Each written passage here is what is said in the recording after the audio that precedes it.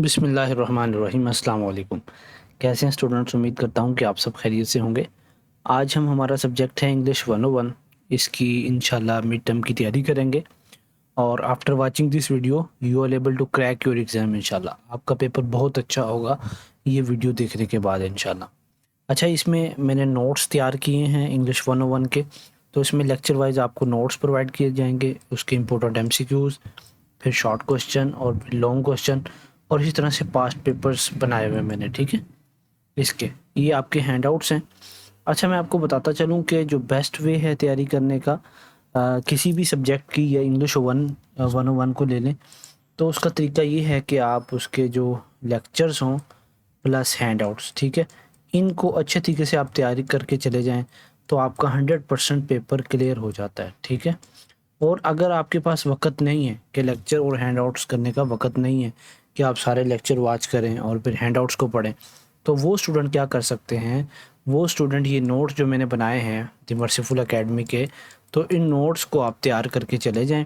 तो इंशाल्लाह ये तैयारी भी इससे जल्दी हो जाती है और पेपर भी आपका 90% इंशाल्लाह क्लियर हो जाएगा after preparing these notes. Okay, तो मेरी आदत ये नहीं है कि मैं इंटरनेट से फाइल्स डाउनलोड कर लूँ और उन्हीं से पढ़ाता रहूँ, उन्हीं को बदल बदल के। तो मैंने अपने नोट्स बनाए हुए हैं हर सब्जेक्ट के तकरीबन।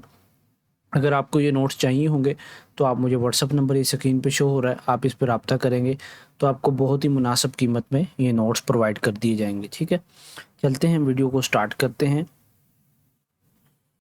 हमारे पास लेक्चर नंबर 1 है जो कि है रीडिंग एंड डिक्शनरी के ऊपर। तो इसका मैं आपको हैंडआउट से दिखा देता हूँ लेक्चर्स की फहरिस्त, कि इसका जो आपका सिलेबस है वो लेक्चर नंबर 1 से 18 तक है, यानी स्किमिंग एंड स्कैनिंग तक है। अब इसमें कुछ इम्पोर्टेंट टॉपिक हैं, वो इंशाल्लाह मैं इस वीडियो में आपको कवर करवाऊँगा। कुछ थोड़े से कम इम्पोर्टेंट हैं। ये जो पहले 3 लेक्चर हैं यहाँ आपकी बेसिक्स बनती हैं ताकि आपको ये सब्जेक्ट जो इंग्लिश 101 का है ये अच्छे तरीके से समझ आ जाए। तो पहले डिक्शनरी को पढ़ेंगे कि डिक्शनरी क्या होती है, उसकी डेफिनेशन यहाँ लिखी हुई है। मैं आपको नोट्स यहाँ से नहीं करवाऊँगा, हम जस्ट एमसीक्यूज़ करेंगे ताकि आपका पेपर के हिसाब से तैयारी हो जाए। अब देखें यहाँ मैंने ये नोट्स जो बनाए हुए हैं, अगर कोई स्टूडेंट नोट्स परचेज़ करेगा तो उसको ये फ़ीचर मिलेगा कि अब ये देखें टॉपिक है हमारे पास स्पेलिंग का। अब स्पेलिंग के इंपॉर्टेंट पॉइंट्स लिख दिए गए हैं और फिर उसकी एग्जांपल्स लिख दी गई हैं और फिर उसका एग्ज़ाम पॉइंट भी लिख दिया कि व्यू एग्ज़ाम में ये सवाल आपको इस तरह से पूछा जा सकता है कि difference between British and American spellings और purpose of dictionary in spelling correction. और फिर प्रोनाउंसिएशन है, फिर इसका बता दिया गया इसमें आपसे कुछ इस तरह से नहीं पूछा जाएगा। ठीक है, तो जो चीज़ें इंपॉर्टेंट हैं और नहीं इंपॉर्टेंट वो सारी मैंने इसमें नोट्स में लिख दी हैं। ये आपको टेबल बनाकर दे दिया गया है, कॉमन लेबल्स दिए गए हैं जो इनके मीनिंग है। अच्छा, ये मैं आपको करवा देता हूँ, फिर हम एमसीक्यूज़ की तरफ चलते हैं। ठीक है, अच्छा, बी आर से क्या स्टैंड होगा? ब्रिटिश। ठीक है, ये आपके कॉमन यूज़ होंगे।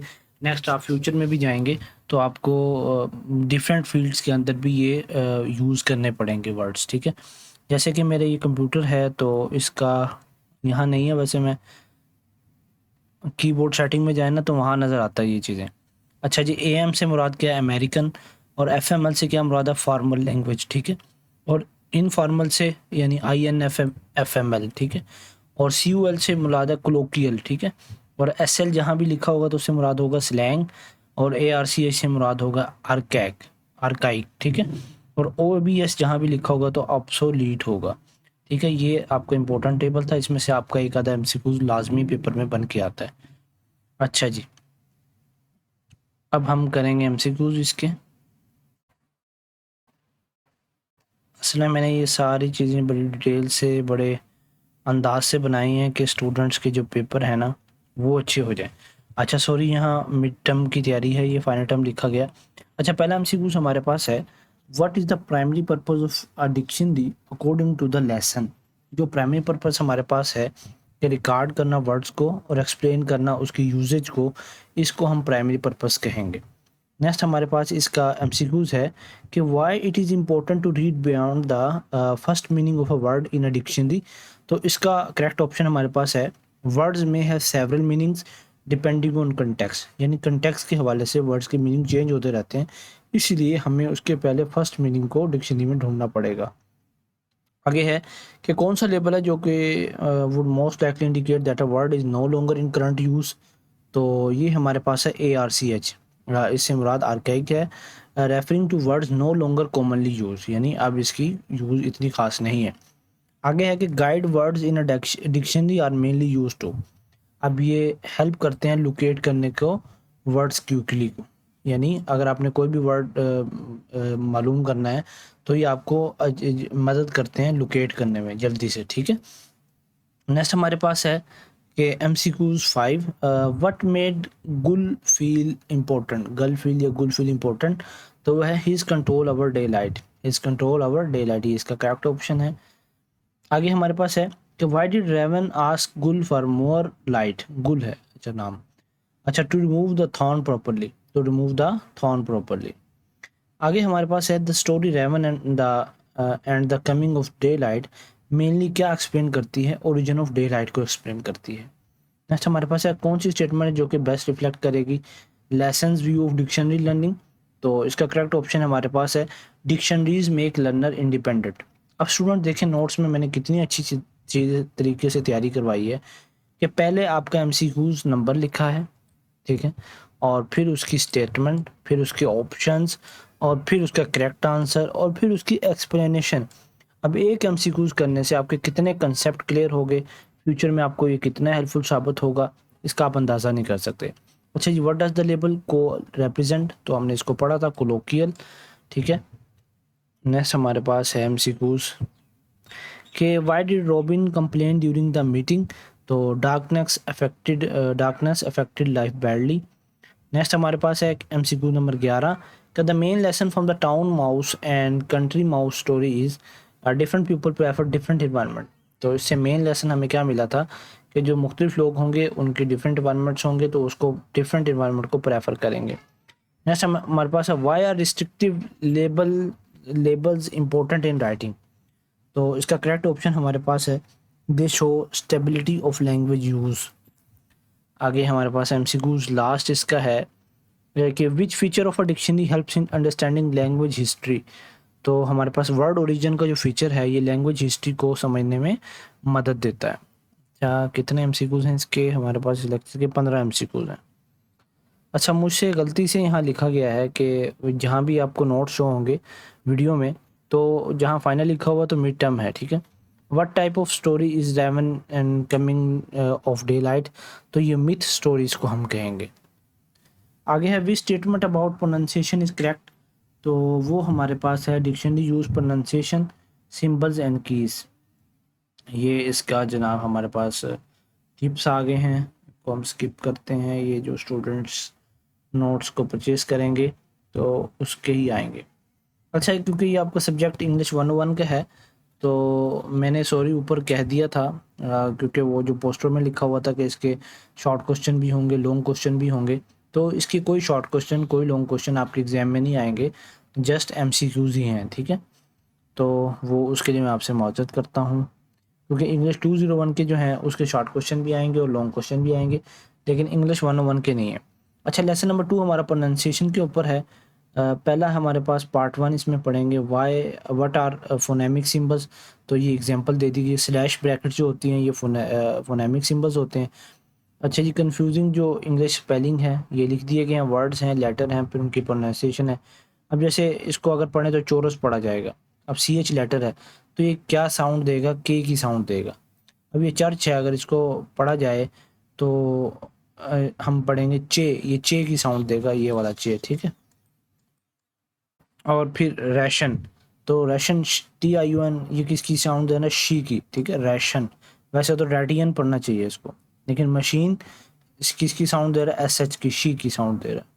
तो ये हमारे पास इंग्लिश स्पेलिंग लिखे हैं। अच्छा जी, इंपॉर्टेंट एग्जाम पॉइंट्स हैं यहाँ मैंने लिख दिया है। वावल्स इन इंग्लिश, तो इंग्लिश में कितने वावल्स हमारे पास होते हैं, 20 वावल्स होते हैं।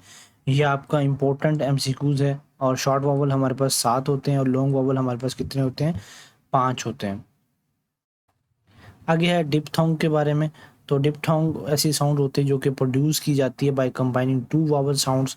तो इसके यहाँ एग्जांपल में मैंने यहाँ लिख दिया कि शॉर्ट वावल, एक मिनट, टोटल वावल के फिनोम्स लिख दिए, डिप्थंग्स 8 है हमारे पास, लॉन्ग वोवल 5 हैं और शॉर्ट वोवल 7 हैं, टोटल 20 हो गए। ठीक है, आगे कॉन्सोनेंट साउंड है, तो इसमें क्या होता है कि ये प्रोड्यूस होती हैं बाय कंप्लीटिंग और कंप्लीट और पार्शियल स्टॉपेज ऑफ ब्रीथ, यानी आप सांस को रोक के तो फिर ये आप प्रोनाउंस कर सकते हैं। तो इंग्लिश के कितने हैं हमारे पास? 24 कॉन्सोनेंट साउंड्स हैं।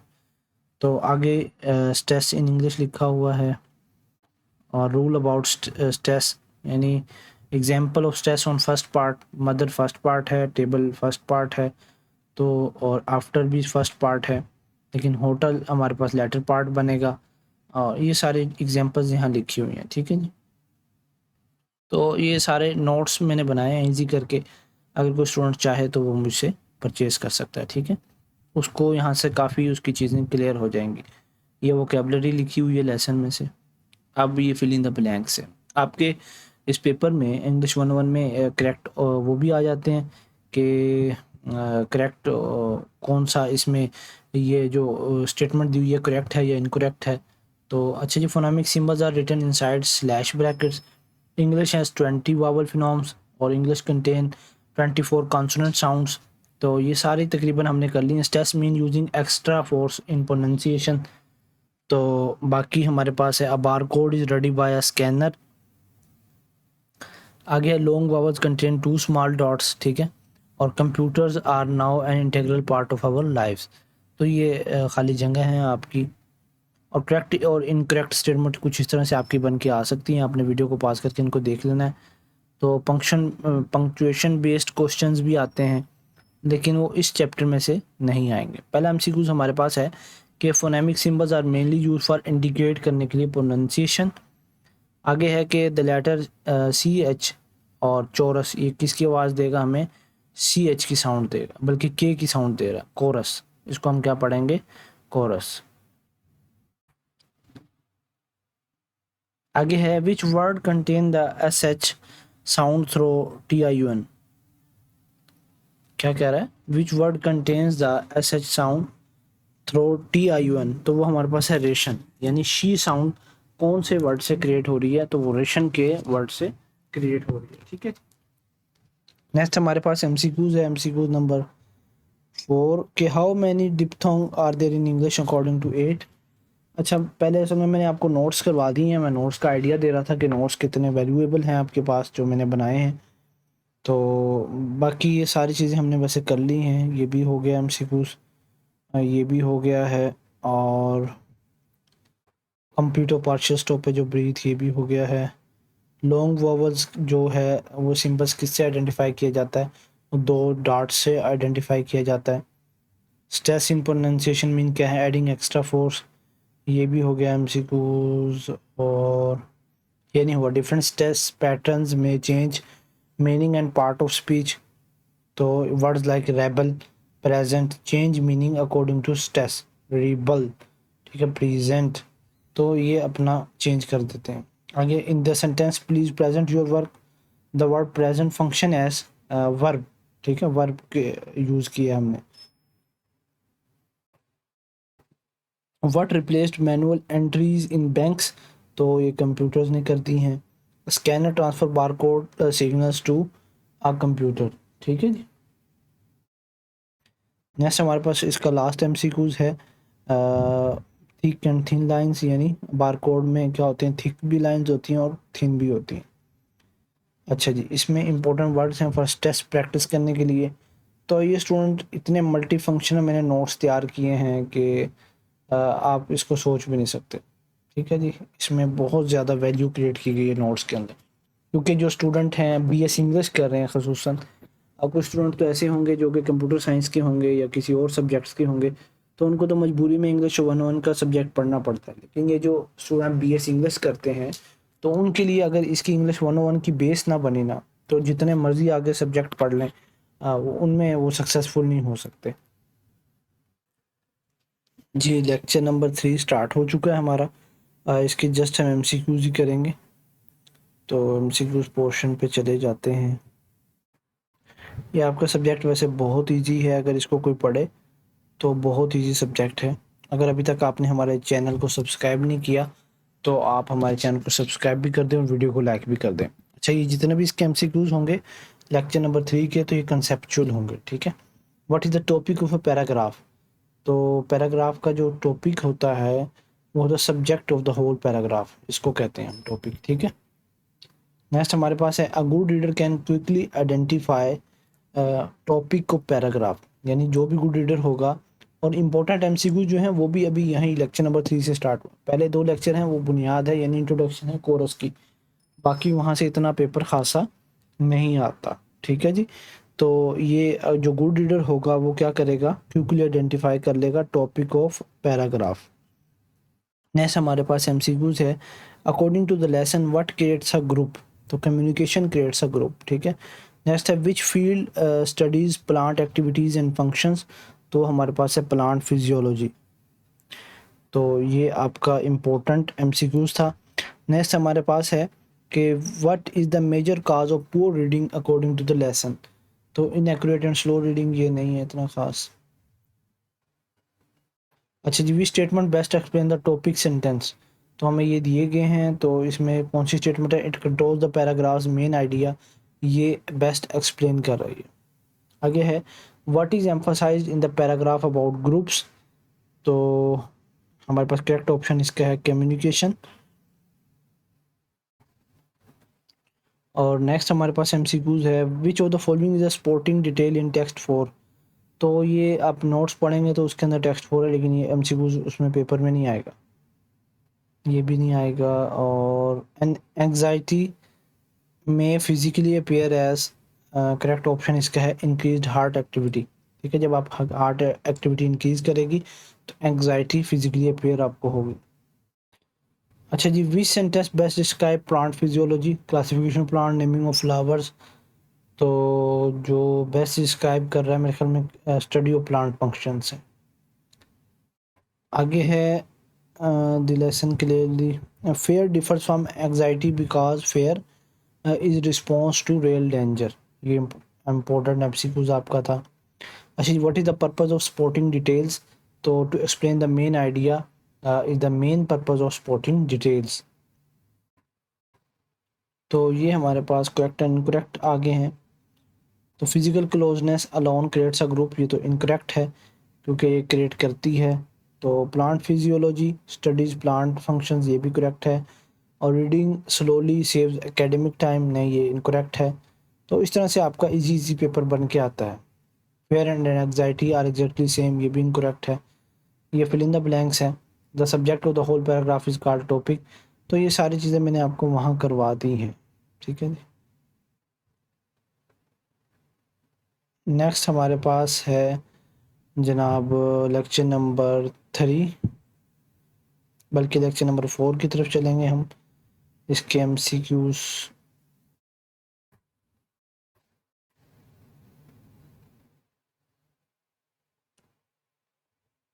ये हम जस्ट एमसीक्यूज करेंगे, ठीक है। एमसीक्यूज नंबर 1 हमारे पास है कि the main purpose of this lesson is to teach student how to identify topic and main idea, ठीक है।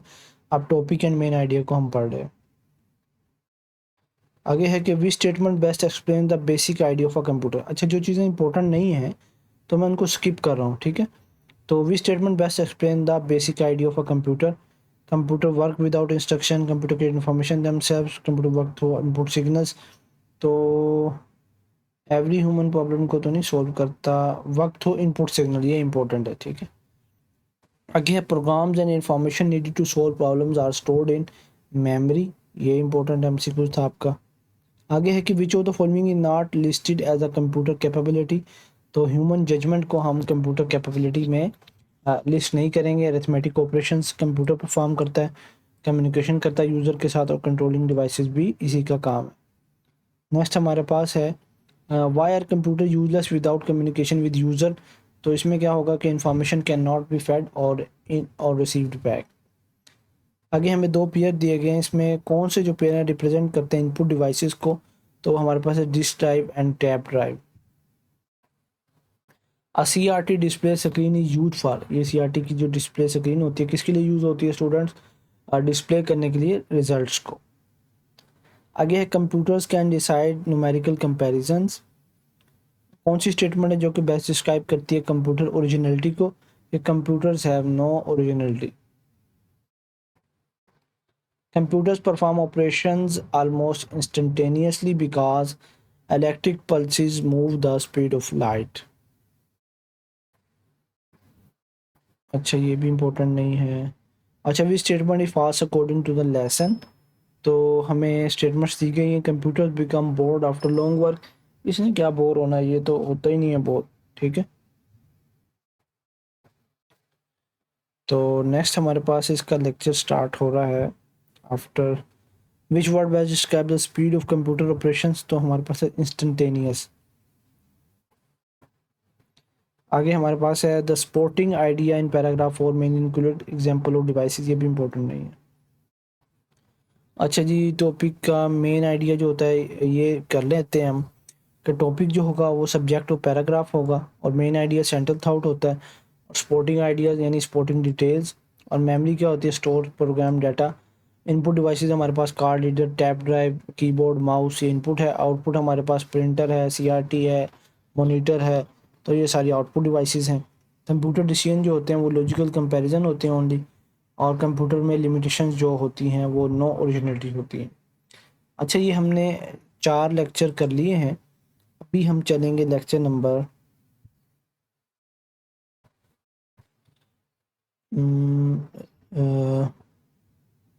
ये वाला लेक्चर नंबर 9, ये ज़्यादा इम्पोर्टेंट है। अगर आपको ये नोट्स चाहिए तो आप मुझसे व्हाट्सएप नंबर पे रब्ता कर सकते हैं। चलें, लेक्चर नंबर हम ये जो अभी ओपन हुआ है 6 है, रीडिंग स्किल्स, ये भी इम्पोर्टेंट है वैसे, तो इसके एमसीक्यूज करते हैं। इसमें ज़्यादा हिस्ट्री यूज़ की गई है, तो ये इम्पोर्टेंट होते हैं आपके एग्ज़ाम्स के हवाले से।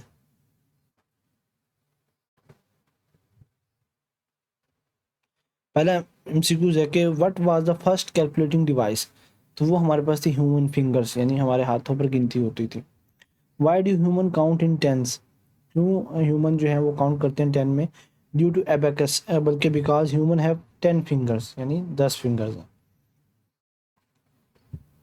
आगे है who design the analytical engine, तो ये चार्ल्स बेबेज ने एनालिटिकल इंजन डिज़ाइन किया था। नेक्स्ट हमारे पास है the analytical engine became the basis for modern computers, यानी मॉडर्न कंप्यूटर्स के लिए जो बेसिस बनी वो कौन था एनालिटिकल इंजन था। विच कंप्यूटर यूज वैक्यूम ट्यूब्स, तो ये आपके इंपॉर्टेंट लेक्चर्स हैं, तो इनको छोड़ना नहीं है। फर्स्ट जनरेशन जो है वो हमारे पास वैक्यूम ट्यूब्स के तौर पर काम करती है, और सेकंड जनरेशन के जो कंप्यूटर हैं वो ट्रांजिस्टर के तौर पर यूज़ हुए, और फिर integrated circuit were introduced in third generation. और माइक्रो मिनिएचुराइजेशन, क्या पढ़ेंगे, miniaturization refers to reducing circuitry size into chips, onto chips, बल्कि इनटू नहीं ऑनटू। अच्छा जी, किसने इंट्रोड्यूस किया था idea of storing instructions inside memory, तो हमारे पास जोहन वॉन न्यूमैन। अच्छा स्टूडेंट, मैं तो कुछ आपको यहाँ पढ़ के सुना रहा हूँ आपके, लेकिन कितनी ऐसी यूट्यूब पर वीडियोस हैं जस्ट वहाँ वीडियो स्क्रॉल होती रहती है और स्टूडेंट खुद पढ़ते हैं, तो उसका कोई इतना ख़ास फ़ायदा नहीं होता। तो मैंने बड़े नोट्स मेहनत से तैयार किए हैं। अगर आप जस्ट इसके एमसीक्यूज करके चले गए तो आपको 90% पेपर इंशाल्लाह क्लियर हो जाएगा। और अगर अभी तक आपने हमारे चैनल को सब्सक्राइब नहीं किया तो किस चीज़ का इंतज़ार कर रहे हैं आप। कितनी देर की वीडियो तकरीबन हो चुकी है हमारी वीडियो, जनाब 23 मिनट की हो चुकी है, 24 मिनट की। तो अभी तक आपने हमारे चैनल को सब्सक्राइब नहीं किया और वीडियो को लाइक भी नहीं किया और वीडियो देख रहे हैं, तो ये तो ज़्यादती है वैसे। नेक्स्ट हमारे पास ENIC जो बिल्ड हुई थी वो हुई थी 1946 के अंदर, यानी पाकिस्तान के बनने से 1 साल पहले। मार्क 1 वाज हमारे पास था first digital computer. The abacus is Beed frame for counting. Fourth generation जो कंप्यूटर्स हैं वो क्या होते हैं, वो फास्टर होते हैं और स्मॉलर होते हैं, फोर्थ जनरेशन। अब तो स्टूडेंट 11 जनरेशन, 13 जनरेशन चल रही है। The term obsolete means, obsolete का क्या मतलब है, आउटडेटेड। विच जनरेशन यूज ट्रांजिस्टर, तो वो हमारे पास सेकंड जनरेशन थी। तो ये आगे इसके करेक्ट और इनकरेक्ट हैं ऑप्शंस, ये इतने खास इंपॉर्टेंट नहीं है, कोई एक आधा आता है पेपर में, ठीक है, बल्कि मैंने सारे आपको एमसीक्यूज में ये करवा दिए हैं। हम इसको देख लेते हैं, पंक्चुएशन। तो चार्ल्स बेबेज डिज़ाइन, तो बी ऑप्शन है कि यहाँ कॉमा है और इसके आगे फुल स्टॉप है। नेक्स्ट हमारे पास है लेसन नंबर 7 वर्ड फॉर्मेशन। तो ये जो है ना प्रीफिक्सेस, स्टेम्स, फिक्सेस, अफिक्सेस, यहाँ से आपका काफ़ी एमसीक्यूज बनकर आते हैं। ठीक है, ये लास्ट लेक्चर है जो मैं इस वीडियो में आपको कवर करवाऊंगा, और अगर आपको नेक्स्ट इसका वीडियो का पार्ट चाहिए होगा तो आप कमेंट सेक्शन में मुझे बता दीजिएगा, इंशाल्लाह मैं नेक्स्ट पार्ट भी इसका बना लूँगा। और फिर अगर आपको ये नोट्स मुझसे परचेज़ करने हैं, क्योंकि नेक्स्ट पार्ट बनाने में काफ़ी वक्त लगता है, तो फिर आप मुझसे व्हाट्सएप नंबर पे रब्ता कर सकते हैं। इसके चलते हैं एमसीक्यूज की तरफ हम। सफिक्स फॉर्म मेजरेबल होती है, ये सही बात है। ये सारी मैंने डिटेल्स लिखी हुई हैं इसके अंदर, रूल्स हैं सारे, लेकिन जो इम्पोर्टेंट एमसीक्यूज हैं हम उन्हें करेंगे।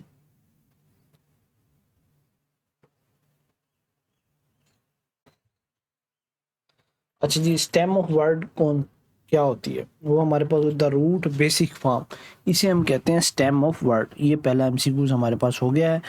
नेक्स्ट हमारे पास एमसीक्यूज नंबर 2 है, which part of a word usually change it's meaning. तो प्रीफिक्स जो होता है ये वर्ड्स की मीनिंग को चेंज कर देता है, यानी प्रीफिक्स से मतलब इससे प्री मतलब पहले वाला, पहले इसका क्या बैकग्राउंड चल रहा है वो हमें अगर पता चल जाए तो उसके वर्ड के मीनिंग चेंज हो जाते हैं। जो सफिक्स एबल वर्ड है ये हमारे पास mainly change verbs into adjectives के अंदर। ठीक है, जैसे कि आ गया है आई एम एबल, बल्कि मेरे जहन में नहीं आ रहा है, एबल ब्रेकेबल, ये लिखी हुई है मैंने, ब्रेकेबल, इंजॉयबल। ठीक है, ये क्या करेगा एडजेक्टिव में चेंज कर देगा, जिसके आगे एबल लगा होगा तो वो हमारे पास एडजेक्टिव होगा। आगे है कि विच word contain a prefix meaning reserve और रिड्यूस, तो वो है डीमैग्नेटाइज, यानी डी जिसके आगे लगेगा तो ये रिवर्स और रिड्यूस करेगा। आगे है what are prefixes and suffixes collectively called, तो इनको हम दोनों को मिला के अफिक्सेस कहते हैं। विच सफिक्स फॉर्म्स एडवर्ब्स, तो हमारे पास एल वाई है, यानी words like electronically use L Y to form adverbs.